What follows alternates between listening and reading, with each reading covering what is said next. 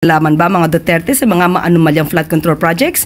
Kung mayroon po, malamang makasuhan din sila. Isang mabigat na tanong ang umiikot ngayon. Sangkot ba ang pamilya Duterte sa anomalya sa multi-bilyong flood control project?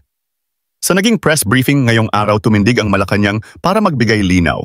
At dito natin malalaman kung totoo nga bang may bahid ng korupsyon o isa lamang itong malisyosong intriga laban sa kanilang pangalan.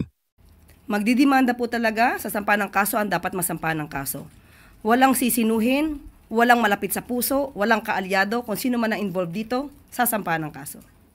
Narito ang buong detalye. Good morning po. Si Davao Acting Mayor Baste Duterte sa isang interview po sa The Netherlands ay kinwestiyon yung motive ng flood control probe ng Marcos administration.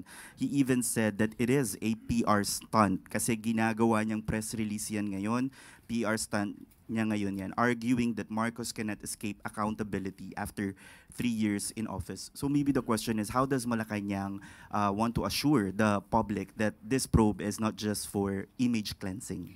Sino po yung sinabi niyong public official? Mayor Baste po. Nasaan po siya ngayon? Nasa The Netherlands. Wala po sa Davao City. Okay. Kung sinasabi niya po na ito'y PR stunt, manood na lamang po siya.